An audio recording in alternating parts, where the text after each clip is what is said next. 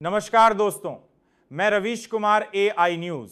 दोस्तों, आज की खबर सुननी आपके लिए बेहद ज़रूरी है और Ravish Kumar AI news channel को सब्सक्राइब ज़रूर करें। दोस्तों, जब कोई सरकार युद्ध में शामिल नहीं होती तब भी वह युद्ध के असर से बच नहीं पाती।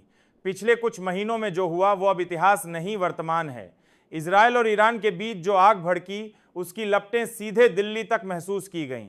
गलियों में तोपें नहीं चलीं, लेकिन पेट्रोल पंपों पर कीमतें जरूर उछल गईं। दुनिया का हर युद्ध अब हर देश का युद्ध है, चाहे वो शांति की कितनी भी बातें क्यों ना करे। हमारे देश ने ऑपरेशन सिंधु के तहत अपने छात्रों को युद्ध क्षेत्र से निकाला और यह सराहनीय है, लेकिन इस ऑपरेशन की सफलता से कहीं ज्यादा चिंता की बात यह है कि हमें ऐसी स्थिति का सामना क्यों करना पड़ा। युद्ध के इस दौर में ग्लोबल सप्लाई चेन चिथड़े चिथड़े हो रही है। तेल की कीमतें हर सप्ताह नई ऊंचाई छूती हैं और अंतर्राष्ट्रीय बाजार में कच्चा तेल $100 के पार जा चुका है।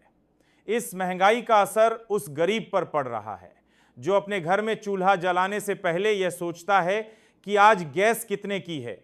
आप कहीं भी जाइए, किराने की दुकान से लेकर पब्लिक ट्रांसपोर्ट तक हर चीज पर वैश्विक तनाव का असर है। लेकिन सरकार की घोषणाओं में यह सब कुछ गायब है।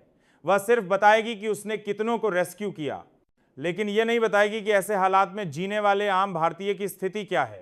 प्रधानमंत्री के बयान आते हैं, विदेश मंत्री प्रेस कॉन्फ्रेंस करते हैं, लेकिन टीवी चैनलों पर उन चेहरों की कोई जगह नहीं जो इन अंतर्राष्ट्रीय संकटों के असली पीड़ित हैं। हमारे किसान, हमारे बेरोजगार युवा, हमारे दिहाड़ी मजदूर।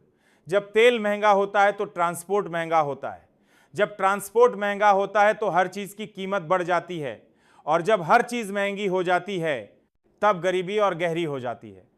लेकिन इस बढ़ती गरीबी पर किसी डिबेट नहीं होती, क्योंकि डिबेट अब देशभक्ति पर होती है, राष्ट्र विरोधियों पर होती है और उन लोगों पर होती है जो सवाल पूछने की हिम्मत करते हैं। हम एक ऐसे दौर में जी रहे हैं जहां युद्ध सिर्फ सीमा पर नहीं हो रहा, वह आपके घर के बजट पर हो रहा है। लेकिन इस युद्ध का कोई कवरेज नहीं होता, न चैनलों में और न संसद में। किसी सरकार के खिलाफ कुछ कहना अब विरोध नहीं, अपराध बन चुका है। और जब देश सवाल पूछने से डरने लगे तब समझ लीजिए कि लोकतंत्र खतरे में है। दोस्तों, हमारे इस चैनल को सब्सक्राइब जरूर करें और इस आवाज के जरिए मैं उन आवाजों को सामने लाता रहूंगा जिन्हें सिस्टम दबा देना चाहता है। धन्यवाद।